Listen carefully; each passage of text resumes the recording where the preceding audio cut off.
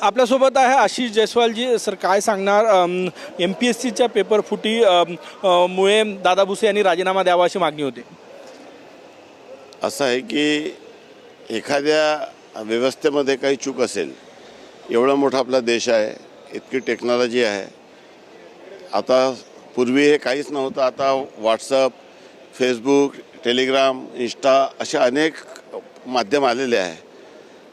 या सर्व देशामध्ये अशा पद्धतीची आव्हानं अनेक ठिकाणी आहे. प्रत्येक राज्यात आहे, कुठल्या पक्षाचे सरकार असो. पॉलिटिकली हा विषय हँडल करण्यापेक्षा याला सर्वांनी मिळून एक चर्चा करायला पाहिजे की कशा पद्धतीने आता आम्ही अर्थसंकल्प सादर करतो, तो देखील बाहेर लीक होऊ नये अशी जबाबदारी असते. त्यामुळे जे लोक अर्थसंकल्प सादर करताना ज्या पद्धतीची सिक्रेसी ठेवली जाते, पेपर एंगेज करताना शेवटी कुठे ना कुठे तो छापला जातो, कुठे ना कुठे.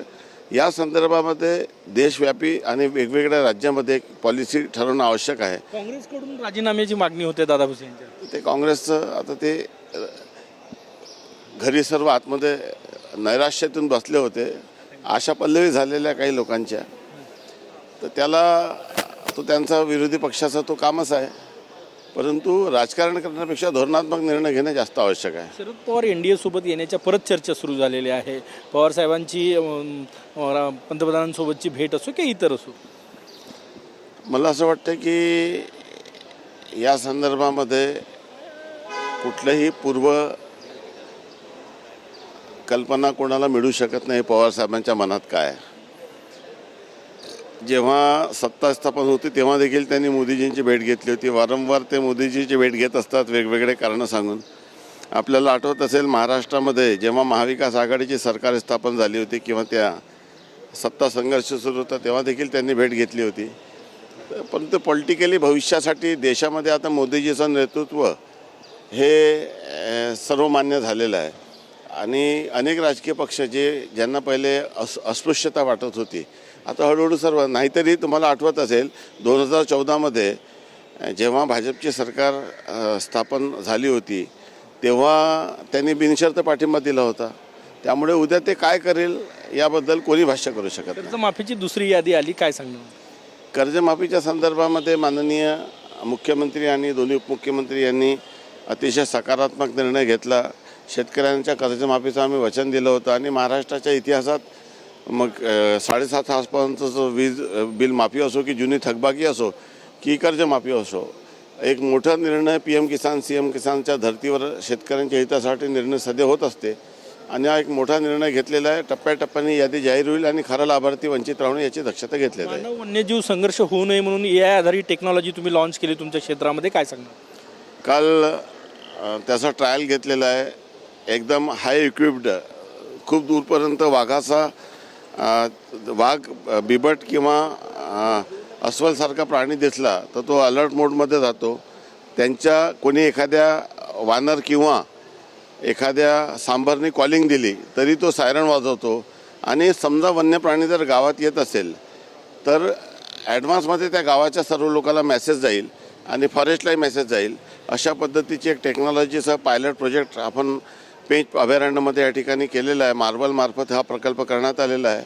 आणि उद्या माननीय मुख्यमंत्री महोदय यांच्या समक्ष त्याचं सादरीकरण आहे.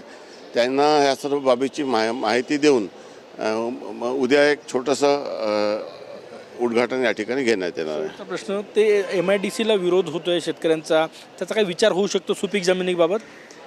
खरं म्हणजे कोणालाच आंदोलन मोर्चा काढण्याची गरज नाही. मी त्या भागाचा आमदार आहे आणि राज्यातील सर्व आमदारापुढे हा सर्वात मोठा जो प्रश्न आहे की जेव्हा कुठलाही गावातील माणूस हा आमदाराकडे एखाद्या कामासाठी येतो, रस्ता, नाली, पूल, बंधारा, समाजभवन, व्यायामशाळा, वाचनालय हे सर्व काम आम्ही करून देतो. पण जेव्हा एक आईवडील ज्यांचा मुलगा 22-25 वर्षाचा आहे, माझ्या मुलाला कुठेही नोकरी लावून द्या असं तो म्हणते, कुठल्याही कंपनी चपराशाची नोकरी लावू द्या, परंतु त्याला मात्र आपल्याला नोकरी लावता येत नाही. ही परिस्थिती सर्व राजकीय पक्षाच्या आमदाराकडे आहे. आमची सदैव अशी अपेक्षा असते की एखादा युवक जेव्हा अपेक्षेने आपल्याकडे येतो तेव्हा त्याला आपण कुठल्या तरी पद्धतीने रोजगार दिला पाहिजे. आपण शासनामार्फत अनेक योजना या ठिकाणी राबवत आहोत आत्मनिर्भर होण्यासाठी, उत्पादकता होण्यासाठी, महिलांसाठी बचत गटांना निधी देण्याचा. परंतु युवकांना आत्मनिर्भर व्हायचं आहे. औद्योगिक प्रगतीशिवाय देशामध्ये क्रांती होऊ शकत नाही. तुम्हाला जर आठवत असेल तर आज प्रत्येक तुम्ही काँग्रेसच्या नेत्याचे स्टेटमेंट वाचा. ते नेहमी असं म्हणतात की प्रकल्पाला विरोध नाही म्हणजे दुटप्पी भूमिका. माझा प्रश्न आहे की आजपर्यंत त्यांनी शेतकऱ्यांच्या ज्या जमिनी घेतल्या त्यांची सरकार असताना त्यात कुठल्या दराने घेतल्या? राज्यात जेवढ्या MIDC त्यांनी केल्या त्या कुठे केल्या? आता ढोंग करण्यात काय अर्थ नाही. दुसरं की मी त्या भागाचा आमदार आहे. त्या शेतकऱ्यांच्या सर्व भावना हे लक्षात घेणं आवश्यक आहे. एक लक्षात घ्या की MIDC कुठे करता येत नाही. त्यांना पाणी लागतो, त्यांना रोड अप्रोच लागतो, त्यांना कनेक्टिव्हिटी लागते, त्यांना विद्युत कनेक्शन लागतो, विद्युतचा पुरवठा लागतो, असे अनेक प्रश्न आहेत. त्यामुळे उद्योग विभागाने 5 जागेची पाहणी केली होती. पहिले 3 निवडल्या आणि 3पैकी फायनल त्यांनी केलं. आणि दुसरं असं की शेतकऱ्यांचं जमिनी उद्योगपतीला द्यायच्या या मताशी मी कधीच सहमत नाही आहे. परंतु उद्योगपती जरी असला तरी तो स्थानिक लोकांना त्यांनी रोजगार द्यायचा असते आणि म्हणून ही सांगड घालणं खूप आवश्यक आहे. आणि मी आपल्याला सांगतो की या संदर्भामध्ये माननीय मुख्यमंत्री महोदयाशी चर्चा करेल आणि शेतकऱ्यांना कशा पद्धतीने त्यांच्या समजूत कशी घालता येईल. फक्त समजूत घालणे नाही तर त्यांना अशा पद्धतीचं प्रस्ताव द्यायचं की त्यांचा विरोध होणार नाही, या दृष्टीने माझं नियोजन सुरू आहे. खूप खूप धन्यवाद. कॅमेरामॅन सचिन साहेबांसह गजानन माटे, TV9 मराठी नागपूर.